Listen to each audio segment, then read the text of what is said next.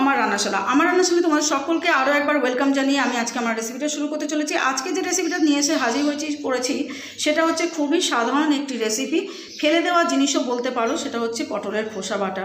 এই পটলের খোসা বাটা হয়তো তোমরা অনেকেই খেয়ে থাকো, তবে আমি যেভাবে আজকে তৈরি করলাম, যা যা দিলাম সেই দিয়ে একবার তৈরি করে খেয়ে দেখো, দুর্ধর্ষ লাগে। এটা মুখে যখন অরুচি লাগে, মাছ মাংস শাক সবজি কিছুই ভালো লাগছে না, তখন যদি এরকম তৈরি করে খেয়ে দেখো, মুখের রুচিও ফিরবে। আর শুধু তাই না, গরম গরম ভাতে, প্রথম ভাতে খেতে এটা দারুণ লাগে, জাস্ট জমে যায়। চলো তাহলে আমি কি কি উপকরণ দিয়ে তৈরি করছি না করছি, সব কিছুই কী কী দিচ্ছি না দিচ্ছি সব কিছুই রান্না করতে করতে তোমাদের সঙ্গে শেয়ার করব। চলো দেখতে থাকো। পটলের খোসা বাটা তৈরি করবার জন্য আমি এখানেতে পটলের খোসাগুলোকে ছাড়িয়ে নিয়ে ধুয়ে পরিষ্কার করে নিয়েছি এখানেতে 2 কোয়া রসুন, লঙ্কা, একটা কাঁচা লঙ্কা আর একটা মাঝারি সাইজের পেঁয়াজ এরকম স্লাইস করে নিয়েছি। তোমরা রসুন আর কাঁচা লঙ্কার ভাগটা যার যার টেস্ট অনুযায়ী বেশি কম বেশি দিতেই পারো, আমি যেরকম খাই সেরকমই নিয়েছি এখানে কালো জিরে, এটা এখানে হাফ চামচ, ছোটো চামচে হাফ চামচ কালো জিরে নিয়েছি। এটা আমি ফোড়নে দেবো, রান্নাটা করবো সর্ষের তেলে।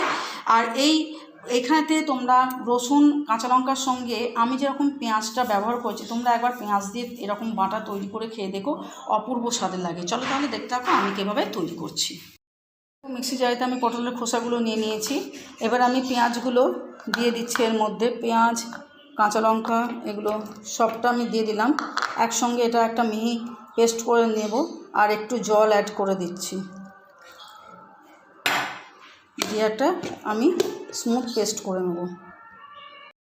মিক্সি জারে দিয়ে আমি একটা স্মুথ পেস্ট তৈরি করে নিয়েছি, দেখতেই পাচ্ছ কত স্মুথ হয়ে গেছে। এবার আমি রান্নাটা শুরু করছি, চলো তোমরা দেখতে থাকো।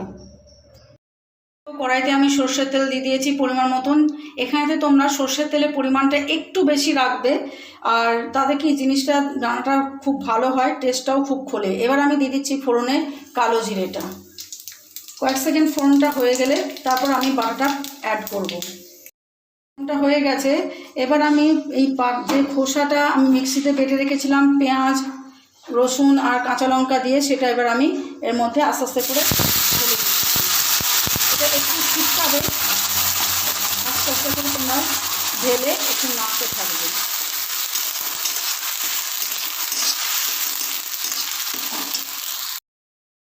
এই দেখো, ভালো করে এটা নেড়ে নেড়ে ভাজা করে নিতে হবে। এবার আমি দিয়ে দিচ্ছি পরিমাণ মতন স্বাদ অনুযায়ী নুনটা আমি এখন একটু কম দিচ্ছি, পরে লাগলে আরও অ্যাড করব।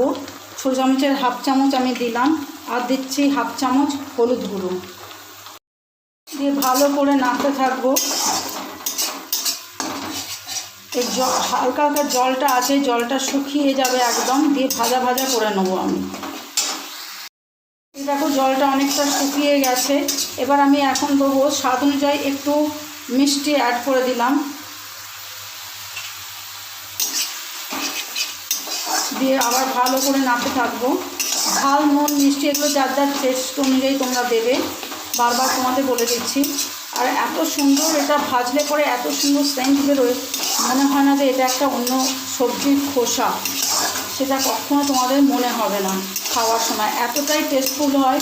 আর মূলত এটা মুখের খুব ভালো স্বাদ ফেরায়। যখন তুমি কিছু বাড়িতে হয়তো খেতে ভালো লাগছে না, সবজি বলো, মাছ বলো, মাংস বলো, তখন এটা তোমরা তৈরি করে খাবে, দেখবে দারুণ লাগবে, মুখের স্বাদ একদম ফিরে যাবে। প্রথম ভাতের পাতে এটা খেয়ে দেখবে দারুণ টেস্টি হয়। এই দেখো আমার প্রায় ভাজা ভাজা হয়ে গেছে। এটা আমি একটুখানি নুন অ্যাড করেছিলাম, একটু নুনটা লাগবে বলেই অ্যাড করেছি। মিষ্টি ঠিক আছে, ঝালও ঠিক আছে, তোমরা তোমাদের অনুযায়ী সব কিছু অ্যাড করবে। এরকমভাবে খেয়ে দেখবে, যত ভাজবে এর একটা এত সুন্দর সেন্ট বেরোয় যেটা তোমার সারা ঘর মোমো করতে থাকে। খেতে খুব ভালো লাগে, খুব টেস্টফুল হয়। একবার তোমরা এটা বানিয়ে খেয়ে দেখো, খুব ভালো লাগে। খুব কম সময় একদম অতি চটজলদি এটা রেডি হয়ে যায়, অথচ একটা সুস্বাদু খাবার। শুনলে মনে হবে খোসা বাটা কেমন একটা, কিন্তু তৈরি করে খেয়ে দেখো, খুব ভালো লাগবে।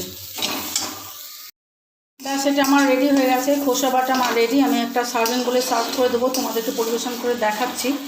আর তার আগে একটা কথা বলে রাখি বন্ধুরা, তোমরা এরকম আমি যেভাবে ঠিক করলাম, পেঁয়াজটা অ্যাড করেছিলাম, তোমরা করে দেখো একবার। পেঁয়াজটা এর সঙ্গে রসুন লঙ্কার সঙ্গে অ্যাড করে দেখো, এর টেস্ট দ্বিগুণ বেড়ে যায়, খেতে এত সুন্দর হয়, খুব ভালো লাগে। চলো তাহলে আমি তোমাদেরকে পরিবেশন করে দেখাচ্ছি। পটলের খোসা বাটা আমার রেডি। আমি একদম সার্ভিং প্লেটে সার্ভ করে দিয়েছি, কাঁচা লঙ্কা দিয়ে ডেকোরেট করে দিয়েছি, তোমরা দেখতেই পাচ্ছ। যদি রেসিপিটা ভালো লাগে তাহলে আমার রান্নাশালা চ্যানেলটিকে প্রচুর প্রচুর লাইক শেয়ার সাবস্ক্রাইব করো, পাশের বেল আইকনটা অবশ্যই ক্লিক করে দিও, তাহলে আমি যা যা রেসিপি তৈরি করব সে সমস্ত রেসিপির আপডেট সবার আগে তোমাদের কাছে পৌঁছে যাবে। আর কমেন্ট করে অবশ্যই জানিও বন্ধুরা কেমন হয়েছে এই রেসিপিটা।